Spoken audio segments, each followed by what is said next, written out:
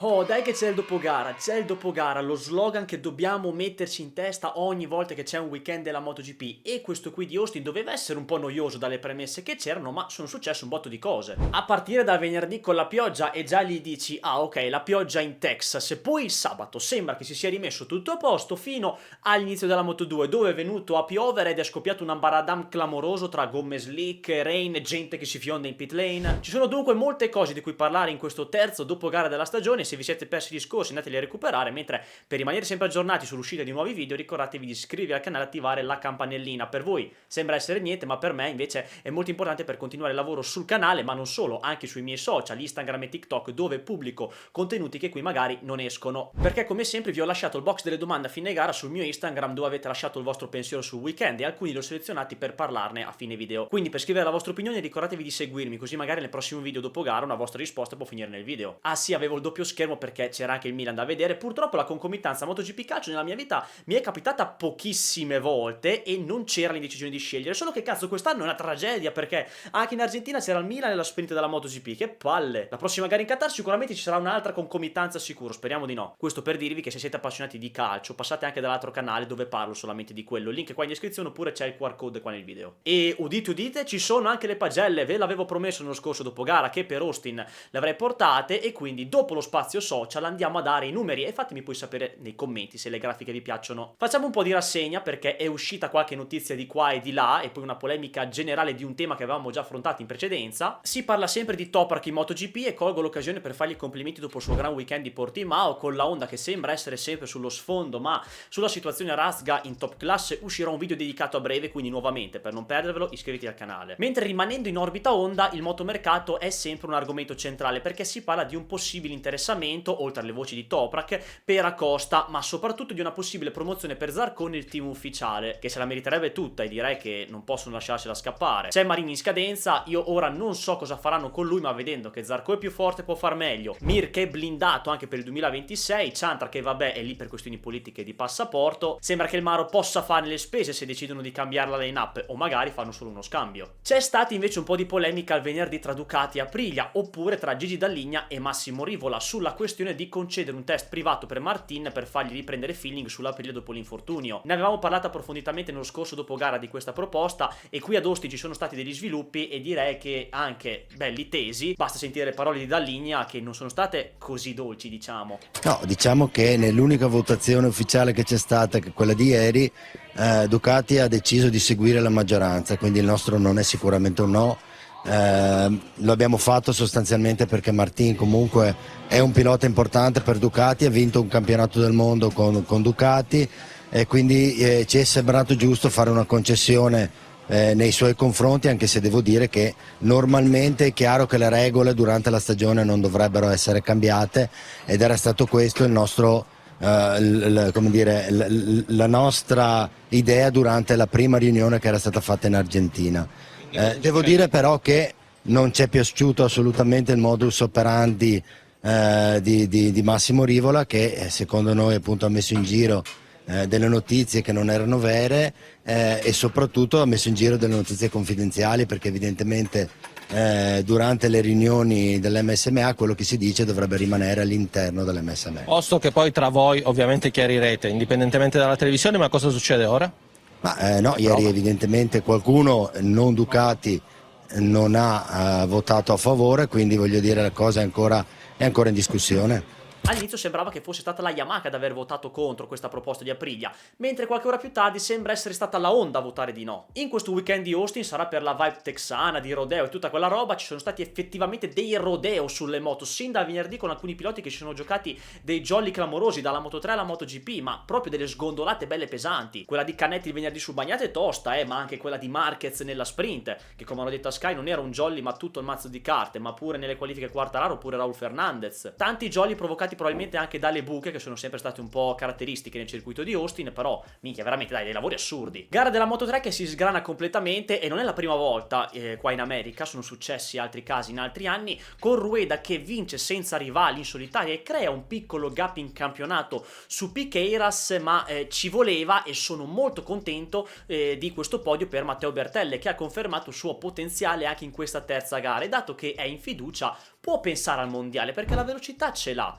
Sicuramente un po' inferiore agli altri KTM magari di Rueda e Piqueiras, però se rimane costante si può togliere delle soddisfazioni. E molto bravi i rookie. Kiles fa una gran qualifica e poi fa quinto in gara. Dietro di lui c'è Carpe, che è un altro bel manico. Buchanan fa decimo e poi Guido Pigni undicesimo, lì vicino comunque alla top 10. È salito nel Q2 e secondo me sta mostrando il suo talento e migliorerà sempre nel corso di questa stagione. Parliamo della Moto2 perché se ne può parlare, dato che la pioggia ha stravolto le carte in tavola. C'è chi ha voluto azzardare le slick come Manu Gonzalez, che è uno di quelli che si gioca al campionato, cazzo il mio pupillo, anche se è la terza gara e quindi il campionato è lunghissimo e non ci sono da fare dei calcoli, ci stava prendersi il rischio, che alla fine non è stato pagato, però magari vedere anche cosa fanno i tuoi rivali in campionato per evitare di perdere dei punti, ma quello, come dicevo, lo fai alla decima o l'11ª gara, nei momenti coincitati del mondiale e non alla terza, ecco, quindi magari prendersi il rischio ci poteva stare. Un bel poker per le Bosco Oscuro, Arbolino fa secondo ma speriamo non sia un fuoco di paglia. Mi è piaciuto David Alonso in parte, che lo monitoro sempre, il sabato prendendosi la Q2, mentre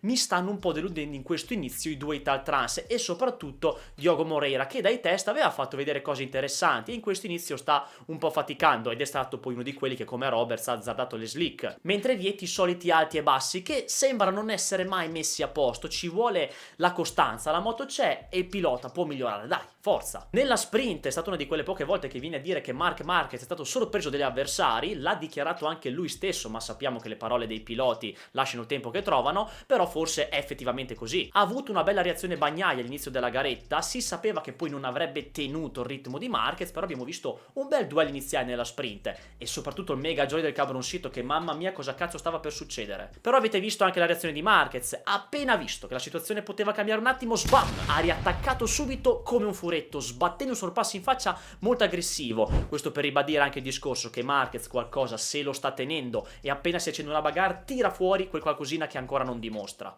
E quindi finisce la sprint con il solito risultato per la terza volta di fila e noi con le palle piene a dire ma basta, finisce sempre così. Ed era presumibile anche per la domenica, anche se pensavo che Pecco magari come Marc Marquez qualcosina se l'era tenuto, con Bagnaia che poteva agguantare la seconda posizione e infatti in gara era poi riuscito a sorpassare Alex. Facciamo un recap di quello che è successo in griglia di partenza perché c'è stato un caos della Madonna. Che cazzo è successo? Condizioni come sappiamo miste, alla fine della Moto2 la pioggia era cessata ma poi ricompare per l'inizio della MotoGP e c'è chi pensa alle rain e chi alle slick. Quartararo cade nel sighting lap con Taxi Miller subito a soccorrerlo. Sono tutti con le gomme da pioggia tranne Ogura e Vignales che rischiano subito la slick. Ma poco prima del via ecco lo show. Marquez parte in quarta verso i box per cambiare la moto, una scena che sembrava essere appunto preparata anche da vari replay in cui si vedeva il 93 parlare con i propri meccanici, specialmente il capotecnico Marco Rigamonti. No, aveva l'idea chiara, so come si deve fare quello e cosa le opzioni, sono molto chiaro in quell'aspetto e ho chiesto a Rigamonti quando mancavano 7 minuti l'altra moto è pronta, l'ha disciuto, mi ha detto di sì e dopo le ho detto dico sicuramente quando mancano 2 minuti vado via, dico perché così abbiamo sbagliato adesso con il rain, erano 3-4 piloti con le slick e dico vado via e più di 10 piloti penso che mi seguono. È stato così. Lo seguono a ruota Bagnaia che appena vede partire Marc parte anche lui e poi via via tutti gli altri. Bandiera rossa, tutto fermo e partenza posticipata. Non l'ha presa bene Davide Brivio questa cosa, che non ha apprezzato il rinvio per il cambio di alcuni piloti all'ultimo. Lo fa sapere al canale ufficiale della MotoGP probabilmente durante la griglia di partenza. Non mi piace questa decisione. Noi abbiamo preso un rischio con Ogura, abbiamo fatto una scommessa. Quando un pilota lascia la griglia, basta, l'ha lasciata. Dovevano farci partire, basta. Invece così hanno fatto solo perdere un vantaggio a chi aveva rischiato come noi.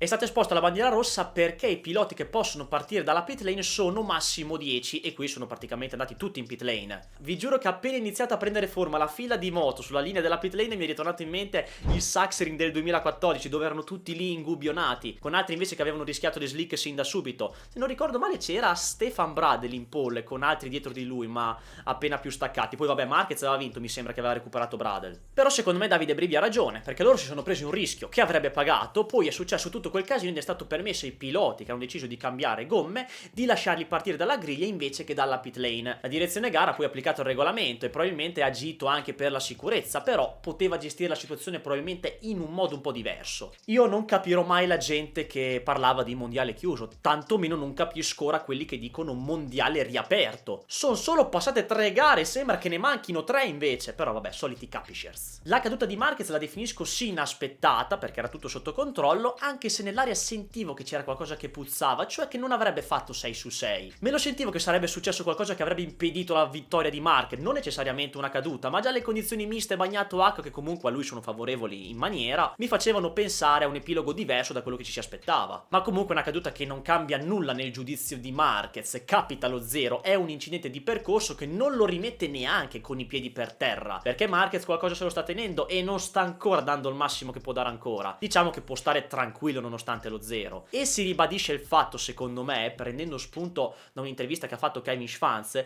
che attualmente il primo avversario di Marc Marquez è Marc Marquez, è lui che si regola da solo e non sono gli altri a farlo. Al momento, poi dalle prossime gare si vedrà se il livello con Bagnaia si pareggerà, ma nonostante la caduta si percepisce comunque lo stesso la sua superiorità al momento. Poi magari dal Qatar cambia qualcosa, ma come vi ho detto, Marquez non è a posto per vincere, fa secondo o terzo, ecco, cioè non è che scende dal podio. Però devo fare un appunto sulla direzione gara e vado dritto al punto perché a me non piace girare intorno alle cose. Dovevano dargli subito una bandiera per segnalare il fatto che non stava correndo in situazioni sicure. Non puoi far girare un pilota senza una pedana e il cupolino tutto rotto, poi con una parte della moto sfasciata, ma proprio per la sua incolumità, perché un pericolo per gli altri non era dato che era da solo, ma per se stesso. Dovevano dargli a mio avviso una bandiera nera col disco arancione oppure direttamente quella nera, e invece nessuna comunicazione. Dopo un giro massimo avrebbero dovuto fare qualcosa. Secondo me invece da questo weekend può essere iniziato il mondiale di Bagnaia, cioè che ha fatto un piccolo step in avanti per avvicinarsi a Marquez, però c'è ancora qualcosa da limare perché ci sono delle volte in cui finisce dietro le Ducati satellite, quindi non è ancora a posto, ma arriverà. Come ho sempre detto, a Pecco gli mancano quei 3-4 decimi rispetto a Marquez, no? Bene, in questo weekend di Austin, considerando una pista pro Marquez e normale non molto amica per Pecco, ho visto comunque un Bagnaia andare molto forte. È riuscito a ridurre un po' il gap in una pista non molto congeniale a lui rispetto a Marquez, che invece su questa pista è il migliore, quindi un po' si è avvicinato. E questo può essere un punto fondamentale perché in Qatar, dove diciamo tutti che inizierà il mondiale di Bagnaia, dato che è una pista su cui va forte, potremo iniziare a vedere un duello alla pari, cioè Pecco e Marc che sono lì sul filo del 10° millesimo, con Bagnaia che già dalle prime prove e prequalifiche è davanti a tutti, e sappiamo che in quei weekend lì Pecco entra nella sua bolla dove guida liberamente. Poi quest'anno non sarà solo perché ha un 8 volte campione del mondo a fianco, però a livello mentale può essere una buona iniezione di fiducia. Vinci in una delle piste preferite del tuo rivale, nonostante comunque avessi 2 secondi e mezzo di ritardo, però anche la testa giocherà un bel fattore in questo mondiale per Pecco, che si ritrova un 8 volte campione del mondo nello stesso box, sulla stessa moto, che oltretutto va più forte, ti può bastonare sempre, quindi bisognerà essere solidi soprattutto in quello. È stato comunque un weekend contraddistinto da vari sorpassi e lotte, ovviamente sotto le Ducati, tra coloro che si giocano la posizione come seconda forza della classifica. Secondo me la seconda forza è ancora l'Aprilia, anche se comunque in questo weekend hanno faticato e sono state parecchie sottotono già dal venerdì con parecchi problemi. Ogura opaco, Bezzicchi che è venuto su ad ogni sessione, sicuramente venerdì penalizzante e eliminazione dal Q1 gli hanno compromesso tutto. Però vedo l'Aprilia ancora un gradino sopra le Honda, la Yamaha e la KTM. Ecco, volevo parlare delle Yamaha perché sì, sono lì, però non come magari ce le aspettavamo dopo i test di Sepang. Sembra che abbiano fatto un passo indietro da quelli, ma allo stesso tempo hanno fatto un passo avanti perché in Q2 in top 10 ci sono sempre, come potevamo prevedere dai test di prestagione. E vanno considerati solamente Miller e Quartararo, perché Rins, poveretto, con quell'infortunio non è decifrabile. E non lo è nemmeno Oliveira, che comunque anche senza l'infortunio dell'Argentina ha vita breve anche lui nel moto mondiale. Miller non sta andando male, un bel quinto posto, ha un contratto di 1 anno e quindi magari un po' di pepe al culino ce l'ha perché è costretto a far bene, ma non sta tirando fuori brutti risultati e al momento è la prima Yamaha in campionato. Meglio ancora le Honda, perché Zarco cade nelle prequalifiche e si rovina un po' il weekend perché sarebbe entrato in Q2 senza quella caduta. Un po' come Uguri in Argentina che era rimasto fuori per pochi millesimi e lì il weekend si era indirizzato in un'altra maniera. La Honda sta facendo molto bene, io penso, ma non è che nei test si siano un po' nascosti, tranne sul time attack perché quello si è sempre visto che ce l'hanno, però è meglio di quello che è sembrato. Mir può fare molto meglio, però cazzo se la lancia ogni 2x3 anche lui non raccoglie nulla. Marini che sembra essere un po' più indietro, che se lo confrontiamo a Mir e Zarco lo è effettivamente, ma è comunque costante, ha fatto un bello ottavo posto. Un disastro per KTM invece. Viñales non ne parliamo, Acosta è sempre lì al limite e c'è il potenziale per stare in quinta posizione sotto le Ducati clienti, però per arrivarci deve faticare molto e soprattutto lottare con gli avversari, con gli altri, e questo porta a stendersi. Grande ne ha Bastianini invece, che dalla sprint possiamo sempre capire la gara che può fare la domenica, perché se lo vediamo intorno alla top 10 il sabato in gara sappiamo che lì dentro ci può finire, e infatti ha fatto anche dei bei sorpassi con la sua buona seconda parte di gara che conosciamo sempre. Cazzo, anche Aldeguer si era impeperonato un casino, andava al triplo e si è steso dalla foga, classico errore da rookie. Andiamo con lo spazio social, con le vostre considerazioni, pensieri che avete lasciato nel box delle domande sul mio Instagram a fine gara. Per finire in un prossimo video ricordatevi di seguirmi su Instagram, che le migliori cose le scelgo. Filippo.Lucia, secondo te Alex Marquez può concretamente vincere il mondiale? No, beh, rispondo secco no, non lo può vincere, però rimarrà comunque in lotta per il mondiale, lui ci sarà comunque, sarà sempre un po' uno di quegli outsider tipo di Giannantonio che ci saranno in mezzo a queste gare. Simone, Acosta da tutto, ma cade troppo, Bastianini guarda con la calma che garetta ha fatto. È un po' appunto anche il suo mood, diciamo, di Bastianini che viene fuori nella seconda parte di gara, con un metodo di lavoro più calmo, più tranquillo. Acosta invece, come dicevamo prima, anche come Binder, per cercare di arrivare intorno alla quinta, sesta posizione, per cercare di essere la seconda forza del campionato, arrivano molto al limite e questo provoca appunto le cadute. Fabio, Pecco riuscirà a prendere la leadership del mondiale il prossimo GP? Anche qui rispondi in modo secco sì, anche se comunque cosa sono 11 punti di ritardo, quindi dovrebbe fare filotto sia nella sprint che nella gara, però comunque rosicchiare 5-6 punti a Marquez anche il prossimo weekend secondo me ce la può fare, può farcela, magari no, però comunque non è un'utopia, ecco. Il Licio, il mondiale non si era mai chiuso, bisogna vedere questo zero come influenzerà Mark. Sullo zero di Mark ne ho parlato prima, secondo me non influenzerà assolutamente un incidente di percorso, ma ovviamente per la gente che diceva che il mondiale era chiuso dopo 3 gare, io ragazzi veramente non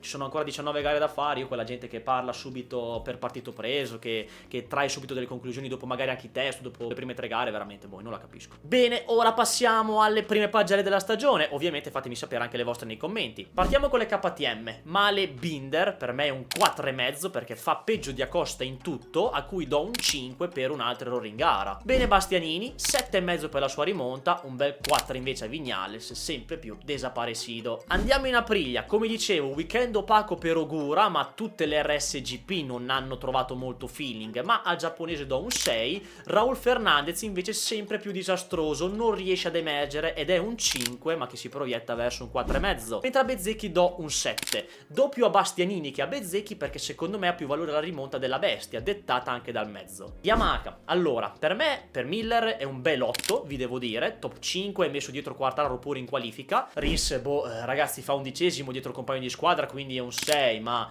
potremmo dargli quasi sempre senza voto a lui o sempre 6, perché tanto è indecifrabile. Mentre a Quartararo do 6,5. Nelle Honda clienti un 6 a Ciantra per consolazione, vale lo stesso discorso di Rins. Zarco invece incappa alla fine, cade nelle prequalifiche stromettendosi dal Q2, fatica nella sprint e diciamo che per me è insufficiente nonostante la buona gara fino alla caduta, gli do un 5,5. Nell'atto ufficiale invece Mir sbaglia sia il sabato che la domenica, per me è un 5, mentre per Marini che finisce in top 10 in entrambe le gare per me è un 7. Team Gresini, Aldeguer fa il classico errore da rookie in gara buttando via un quinto posto e ci sta, non lo sento, non mi sento di penalizzarlo, è esperienza, però è un 5,5. Mentre iniziamo ad alzare i voti con Alex Marquez che si becca un 8,5 per la sua costanza e il fatto di essere finiti in testa al campionato, anche se di un punto, ma intanto c'è. Team VR46 sempre insieme entrambi, da 6 al 7 per Morbidelli, mentre do un 8,5 a Fabio Di Giannantonio perché sta facendo dei miracoli con quell'infortunio alla spalla che si porta dietro e può ancora esprimere molto, quindi aspettiamocelo ancora più competitivo con il passare del tempo, va ad insidiare Alex Marquez. Ducati ufficiale, a Marquez gli do un 7 perché comunque è un errore che non provoca nulla, è un tipo di incidente di percorso, sicuramente a casa sua tra virgolette pesa un po' di più ma rimane comunque più veloce delle Ducati e ha fatto la pole e ha vinto la sprint. Mentre a Bagnaia do un 9 per la tenacia e il fatto di aver fatto questo piccolo step che abbiamo detto prima. Bene ragazzi, spero che anche questa puntata del dopogara vi sia piaciuta, ricordatevi di iscrivervi al canale, attivare la campanellina per non perdervi i prossimi video perché ne arriveranno tanti altri, ricordatevi di seguirmi sui miei social, Instagram e TikTok per rimanere sempre aggiornati anche su cose che qui magari